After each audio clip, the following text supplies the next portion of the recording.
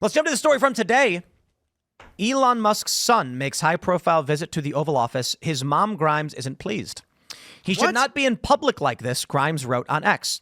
There's a video going viral, a couple of them actually, and I do want to point out, poor little X. He's living his best life, but here in this the still image they've chosen for today, it's little X picking his nose. He was getting in there. He was getting in there. Stop bullying the children. I must confess, I myself often do too. You got to get something out, sometimes you got to get it. And I respect Lil X for having the balls to be like, hey, I'm going to pick my nose on TV in the Oval Office. I'm kidding, by the way. He's a little kid. Little kids can do what they want. Maybe it's fair to say that Elon shouldn't be bringing his kid around in public like this. No, I disagree. I disagree about that too. And also the fact that the kid is not trying to take all of his clothes off, like that's a win. Like little kids love to rip their clothes off and do crazy stuff. Elon asked him to be calm, and he calmed down. He's very well behaved. Here's the real story that's going viral. There's two videos. One in which we got these liberals posting this. Jim Stewartson, anti-fascist. Oh, really? I love the Ukrainian flag. He says, MAGA Q folks, sincere question for you. When XAI Musk says, you're not the president and you need to go away, where do you think he got that idea? Well, let me play the video for you, and we'll see if we can make out what he's saying. To restore democracy. This may seem like, well, aren't we in a democracy? It really does sound like the young man said, you are not the president and you need to go away. Let's try again. Restore democracy. Can't really make out what he's saying. In another video, he also says something like, you need to shush. Yeah. What the left are now saying is that he was telling Trump that. However, it doesn't look like he's not looking at Trump. No, he's looking past him. Yeah, there's a reporter off to the right that the X interacts with like 3 times over the course of 30 or 40 minutes. And Trump does too. Because I watched the full press conference, and I think Trump insulted the guy too. X is shushing him at least twice. So the guy probably was talking on his phone. Maybe he was whispering to the guy next to him, but I don't. I think unless Trump we get the video, actually, it's kind of undetermined. During the press conference, Trump, I think, insulted the guy. Also, Jim is a spurg. The guy who wrote the article? Jim Stewartson, he's an absolute spurg. He's a complete well, but this guy right here, this is not an article. He's just asking the question. No, where do you think I got the idea? The point I'm bringing up is it's an implication that Elon Musk told the kid, I'm the president, and the kid looked at Trump and said, you're not the president and you need to go. When in fact, the kid is clearly talking to the reporter who is to Trump's left, who Trump looks at several times and interacts with. And there's another video, I don't know if they pulled it up, where he says, you need to shush. Once again, talking to a reporter who is bothering them. Clearly, right there, they're both looking at the same guy.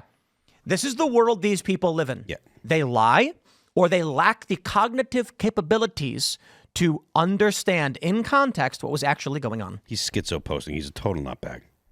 There's this post, this picture that. But again, I don't care about the one guy. The point is, this video is going viral among the left in general, and this just happens to be the one thing I posted. Democrats and liberals in general have been sharing this video, claiming that Lil X told Trump he's not the president because they live in a paranoid state where they make things up. The Daily Beast did an article where they said, look how Trump is humiliated. And it just shows a picture of Elon talking and then Trump looking just like listening. Dude, Trump is on the top of the mountain having Elon explain stuff right next to him. Look at this. It turns out the person that was being yelled at is likely the Today Show journalist, because here you can see, I don't know if is this the right camera angle, but you can see, look at this. I love this angle. Can we just, here we go. We formally debunked it. Look, there's this massive gaggle of press. Oval Office largely ceded the spotlight to his top. Blah, blah, blah. We don't care. That don't get what they voted. Dollars in front of people. Plans discuss Musk's It doesn't change. Anyway, if we jump back to the beginning, you can see all of the journalists, and the kid is looking at this. I think he was young at the Today Show. Could be. But I mean, you're right. It is typical of the left to look for those kind of things. Anything that they can say is, hey, this is something that's bad for Trump and now consequently because of Musk's position in the administration for Elon Musk, they're going to do it. It's along the same lines as the very fine people the very fine people hoax. It's the same kind of impulse. If we can cast these people in a bad light, it doesn't matter if we're telling the truth, if we're representing what actually was going on in the room. If we can make these people look bad, we're going to make them look bad, because the legacy media is pure propaganda. We should show this picture if you can pull it up, Tim. It's on Twitter. It shows JFK, John F. Kennedy, working at the desk, and then there's a kid. Well, you got to tell me how to find it. Okay, it's posted by a guy. It's on my Twitter page. You'll find it. It's like 10 posts down.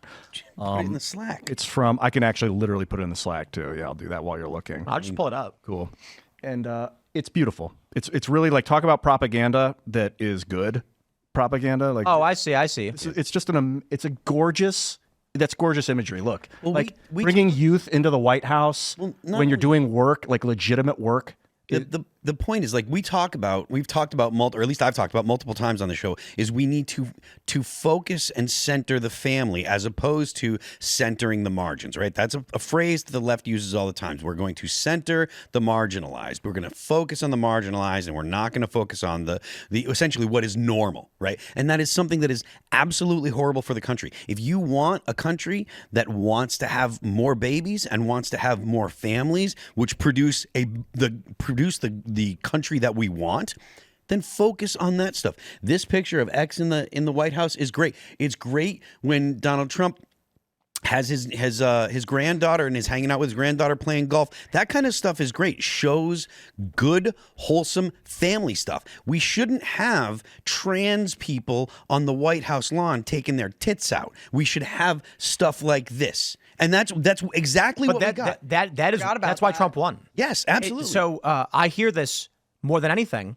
The commercial where it says Kamala's for they, them, and Trump is for us or for you. I hear people say all the time, they're like, that was powerful. I talked to someone who said that they were a moderate, didn't really care to vote. That really moved them. Because people were sick and tired of, as Phil described it, centering the margins. Mm-hmm. I think now, too, with Taylor Swift getting booed, here's another story that I know most people probably don't care about. I probably like to talk about it, though. Captain America Brave New World Thursday previews will be out tomorrow. It's the new Marvel movie starring Anthony Mackie, where he takes up the mantle of Captain America. Captain America, of course, was Chris Evans, a white man. He retires, gets old, travels through time, whatever.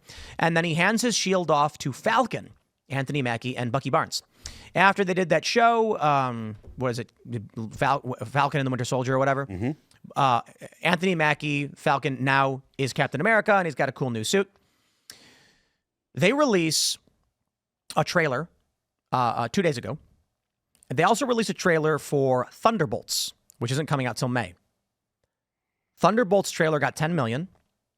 Captain America Brave New World got 500,000. Miserable. How could it be so low? Well, I think it may have something to do with Anthony Mackie saying that Captain America doesn't, he represents honor, integrity, and not necessarily America, or whatever his quote was. Yeah, he was doing a press tour, and he says, I don't think Captain America really represents America, or something to that effect. And it caused a backlash, massive complaints. And I think there's a lot of people who are like, I'm not seeing that movie. So they dropped 2 trailers. I think it was during the Super Bowl. And we were watching the Super Bowl, and the Thunderbolts trailer comes out. And I can't remember who said it, but they were like, isn't it kind of weird they're doing a trailer for a movie that's coming out in May when they have a movie literally coming out on Friday? And I was like, that is interesting. I don't think the sole reason why the movie is expecting to bomb and getting mixed reviews or whatever is because Anthony Mackie said this about America. But I do think there are a lot of people who are just like, I am sick and tired of you telling me we're bad. So when Anthony Mackie, I like the guy. I don't know him personally. I think, I like the MCU stuff. I think he was trying to play the game he thought he was supposed to play, where I have to pander and say America's bad and Captain America is fascist or whatever. And it backfired and blew up in his face. Yeah, the literal quote, it's a long statement he was talking, but it starts off, Captain America represents a lot of different things, and I don't think the term America should be one of those representations. That was his starting sentence. There was calls for a boycott. Don't go see the film. He came out and basically tried apologizing twice. And I think then we see the trailers drop, and it's like, they've totally just dropped this film. What did they? Yeah, they're not doing commercials for it. They're really ignoring it. The trailer that they put up got a comparable view to a random clip from a Spider-Man cartoon. And it's like, wow, dude. But Thunderbolts did fine. Thunderbolts got 10 million. What is Thunderbolts, by the way? It's basically a bunch. It's a Marvel version of just like ragtag, has-been, and sideshow superheroes who join forces to fight a bad guy or something. It's like the crummy Avengers, but it did decently well in the trailer, and people are excited for it. But look, man, if you're going to come out and badmouth America, don't be surprised when people don't want to see your movie. Yep. Yeah. Gee. Yeah. We're tired of it. We're tired of it. I wanted to add this about the Elon Musk stuff. I just don't understand why the left thought that this was a dunk to post that clip of like X saying, "Oh, you're not the president." They said Trump wasn't the president for 4 years straight. And when there was an actual sitting president, they got rid of him and replaced him with Kamala.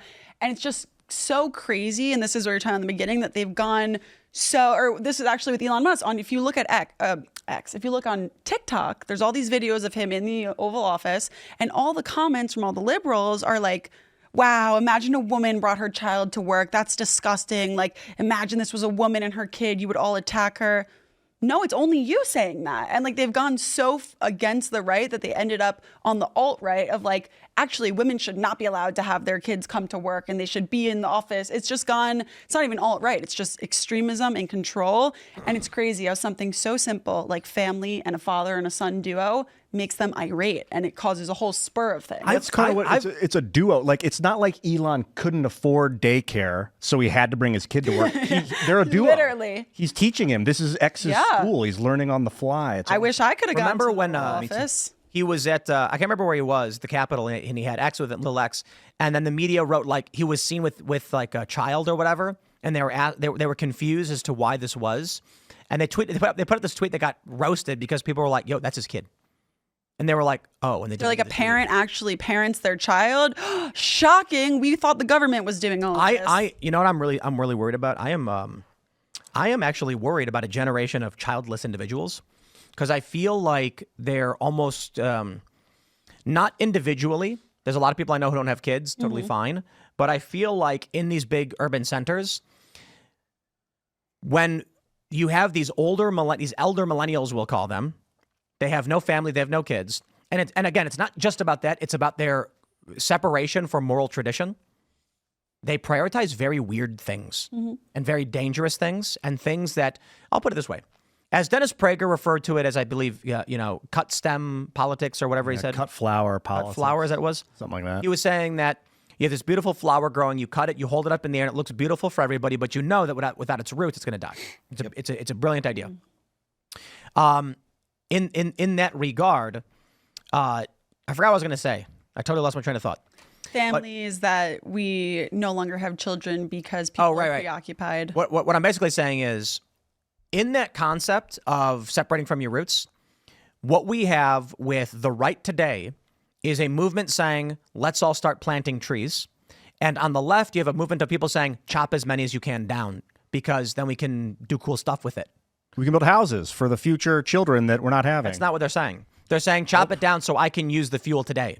This is You've a got big problem. two factions. One saying, burn it, chop it down so I can have fuel for myself. Another generation saying, plant as many as we can so our kids will live better lives. And they're also like, there's another part on the left that's like, you're selfish if you don't chop a tree down. That's actually selfish, that you wouldn't cut these trees down. How dare you have kids? It's a big problem in Gen Z specifically. I'll just speak for my own generation. I obviously have a lot of friends who are like, you could say it's counterculture, but I think it's just culture now. They already have children, 24 years old, they're married. It's amazing. But there's also a lot of people my age, not necessarily in my circle, but they're really scared for a lot of different reasons. Economically, like they just don't know what world we're going to have. If Joe Biden would have won, I would have been scared to bring kids into this world. Are those people like people that you would say you align with politically? No, absolutely not. No, I am so excited to become a mother one day. I want to have as many children as I can financially and physically have, and then a ton of cats and dogs and horses. I want the whole picket fence, everything about that. I think having kids is the biggest blessing in the whole wide world. And I think when you talk about chopping down roots, it's different because it's not putting any down. And I think people just have so much instant gratification in the 21st century. If you're not feeling good, you could scroll on TikTok, you could watch Netflix, you can buy a movie on your phone, order something on Amazon. There's so many replacements for what used to be having kids, having meaning. And I think what all of this comes down to is just a lack of religion. And when that's taken out of society or taken out of people's life, they're constantly looking for things to fulfill that void. Yep. And children is a huge part of religion, especially in Judaism. Communication and God, like that whole arena, it will take you away from the distraction. It got me to stopped playing video games for 2 years of my life when I was just obsessed with communicating about what Jesus was talking about. Like I wanted to carry the torch. That is like, that's a big inspiration, man. I guess that's religion. I never really thought of it as religion, just more about a lot of the ideas within some of these Judeo-Christian religions that I was so familiar with. Yeah. But it's more about the communication. Like but it's having it be a part of your life as opposed to when there's nothing there.